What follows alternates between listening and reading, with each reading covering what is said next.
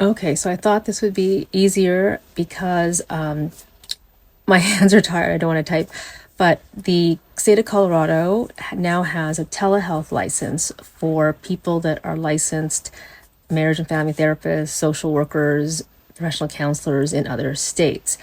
So this is the step. So if you go to, in Colorado, it's the Department of Regulatory Agencies, or DORA, and you create an account and you apply online. And when you click on the section that is for marriage and family therapists or licensed clinical social workers or licensed professional clinical counselors or licensed professional counselors, there is different like categories of the type of application it's going to be. So associate or someone applying for a full license. And then there's a category for military spouse, which I think maybe they waive the fee. I don't know. But in that, in those different categories of a license will be a link that says telehealth only. Now, the caveat is you have to first pass the Colorado specific jurisprudence exam.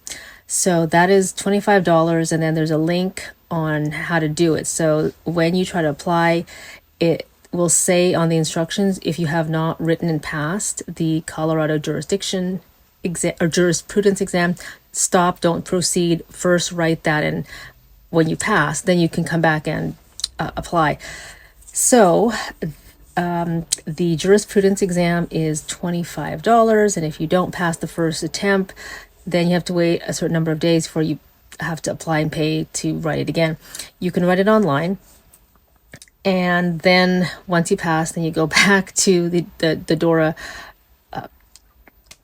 portal, log in as an applicant, and then proceed to apply for the telehealth license. Now, similar to Florida, you have to have a registered agent. So I quickly looked up who is a Colorado registered agent, and there is a company that literally is called Colorado Registered Agent. It is run by Northwest Registered Agent, which is a very well-known vendor. And according to, I'm on the website right now. So apparently it's $125 a year. Kind of pricey because the one that the Florida Registered Agent's only like $49. But there is also something called Colorado Registered Agent. And is that the same one? Okay, no. So there is something called Denver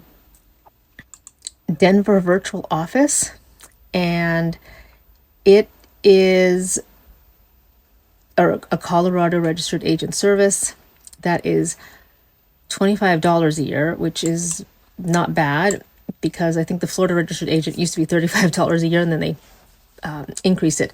So there's more than one registered agent that you can use in Colorado, but one of the stipulations when you apply to be a telehealth only provider in Colorado is you have to have a registered agent on file. So I'm going to post the link of how to apply, and just make sure that if you haven't written the jurisprudence exam, to follow the links inside the portal of DORA of how to register yourself for that. I think there's even a link on what to study.